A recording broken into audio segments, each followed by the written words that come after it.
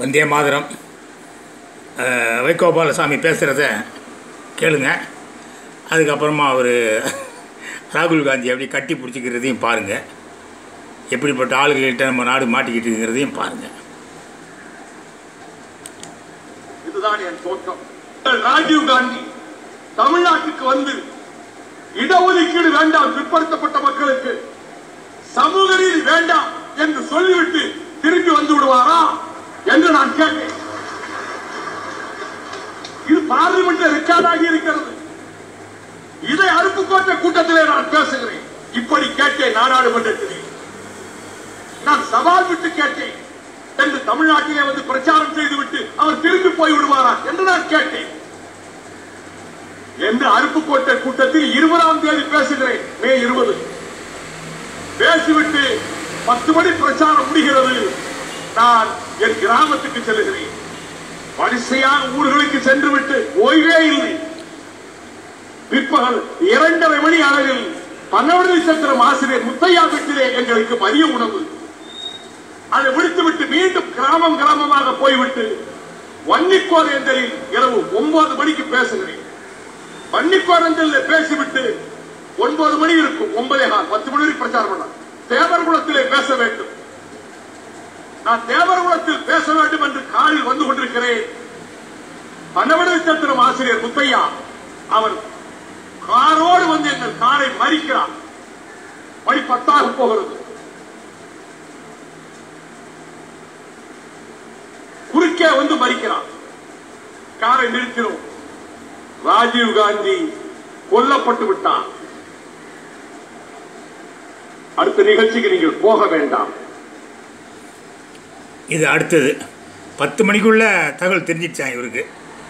அவன் செத்தது 10:30க்கே 10:15 செத்தான் கொண்டாங்க. ஆனால் இவருக்கு 10 மணிக்குள்ளே பண்ணவாடியில் செத்துற ஆசிரியர் வந்து வண்டியோடு மறிச்சிக்கிட்டு வந்து சொல்லிட்டான்.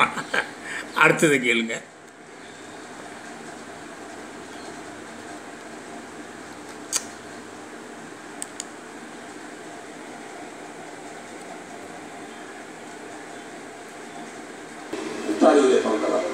ஹிட்லருக்கு பக்கத்தில் இருந்து லட்சக்கணக்கான மக்களை கொண்டு குவித்த கொடியவர் முசோலினிக்கு வலதுகரமாக இருந்தவரின் மகள் அன்டோனியோ மைனோர் என்கின்ற இந்த பெண்மணி முசோலினியை நடுத்தருவே தலைகளாக கட்டி தொங்கவிட்டு அவனை சாகர வரைக்கும் செருப்பால் அடிச்சாங்க.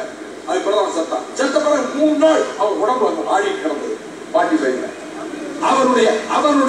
அவனுக்கு வலதுகரமாக இருந்தவனுடைய மகள் இவர் எங்கே போனார்? லண்டனுக்கு பெல் அறக்கட்டளையில படிக்க போறான். செலவுக்கு பணம் இல்லை. ஒரு ஹோட்டல்ல சர்வராக சேர்ந்தான். ட்ரினிட்டி காலேஜுக்கு படிக்க போன ராஜீவ் காந்தி அந்த ஹோட்டலுக்கு அடிக்கடி சாப்பிட போறான். இருவருக்கு ஒருவர் பார்த்து விருப்பம் ஏற்பட்டது. இந்திரா காந்திக்கு துளியும் இஷ்டமில்லை. அமிதாப் பச்சனின் தாயார் வற்புறுத்தி அழைத்துக் கொண்டு வந்து ஒரு கல்யாணத்தை நடத்த சொன்னான். வேறு வழியின்றி 68 கல்யாணத்துக்கு இந்திரா காந்தி சம்மதிச்சான். 68 கல்யாணம் நடந்தது. சோனியா காந்தி என்று பேர் வைத்துக் கொண்டான். 83 வரை இந்திய குடியுரிமை அவர் பெறவில்லை, சிட்டிசன்ஷிப் பெறவில்லை. 83 வரை இன்று வரை அவர் இத்தாலிய குடியுரிமையை ரத்து செய்யவில்லை. அவருடைய சொந்த காரணம் கொட்டராட்சி இன்னைக்கு அவருக்கு எந்த லெட்டர் எல்லாத்தையும் எடுத்து விட்டுட்டு ஃப்ரீயா விட்டாங்க.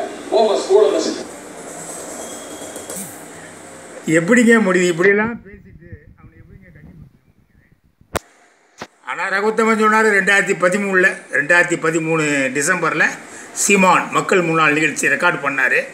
தந்தி டிவியில் ஒளிபரப்புறதுக்காக ஒரு 3.5 மணி நேரம் ரெக்கார்டு பண்ணி முடிச்சுட்டு வெளியே பயங்கர கரகோஷம் நான் பேசும்போதெல்லாம் நிஜமாகவே வந்தவங்களாம் ரசித்தாங்க. அதை அப்போது ரகுத்தமன்கிட்ட வந்து மோகன்ராஜ், நாங்கள் உங்கள்கிட்ட நிறைய விஷயங்களை மறைச்சிட்டோம்.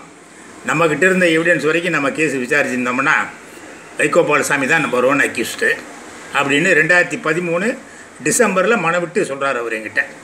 நம்மக்கிட்ட வீடியோ ஆதாரம்லாம் இருக்குது. மோகன்ராஜ் அவர் பிரபாகரன்கிட்ட எதுக்காக ராஜீவ் காந்தியை தமிழ்நாட்டை வச்சு கொல்லணும் அப்படின்னு சொன்னதுக்கான வீடியோ ஆதாரங்கள்லாம் இருக்குது மோகன்ராஜ் அப்படின்னாரு. அவர் இந்த தகவல் கிடைச்ச உடனே என்னால் சும்மா இருக்க முடியுமா, நம்ம அதுக்காகத்தானே வேலையை விட்டோம். 45 வயசில் 1997 இன்னும் கொஞ்ச நாள் உட்காந்துருந்தோம்னா டிபார்ட்மெண்ட்டில் டெப்டி சூப்பரண்ட் ஆஃப் போலீஸ் ஆகிருக்கலாம். என்ன அசிஸ்டன்ட் கமிஷனர் மெட்ராஸில் வந்தீங்கன்னா அசிஸ்டன்ட் கமிஷனர், ஒரு போலீஸு, நான் வீட்டில் 2 போலீஸு, ஒரு ஜீப்பு பந்தாவாக சுற்றிக்கிட்டு தெரிஞ்சுக்கலாம் நல்லா மாமூல் வாங்கிக்கிட்டு. அதெல்லாம் வேண்டாம், பெரிய புரட்சி பண்ணுறோன்னு நினச்சிக்கிட்டு 97 செப்டம்பரில் டிபார்ட்மெண்ட் விட்டு வெளியே வந்து புரட்சி பண்ணிக்கிட்டு இருந்தேன். அப்படி நான் நினச்சிக்கிட்டேன். அது பார்த்தா இப்போ ஜோக்கர் மாதிரி தெரியுது. ஏன்னா 1991 ஜூலையிலே ராஜீவ் காந்தியை கொள்றதுக்கு ஏற்பாடு பண்ணது சந்திராசாமின்னு ஒருத்தனை புக்கில் எழுதிட்டான். ராஜேந்தர் ஜெயின் சொல்லி டெல்லியில் எழுதிட்டான் ஜூலை 2nd வீக்கில்.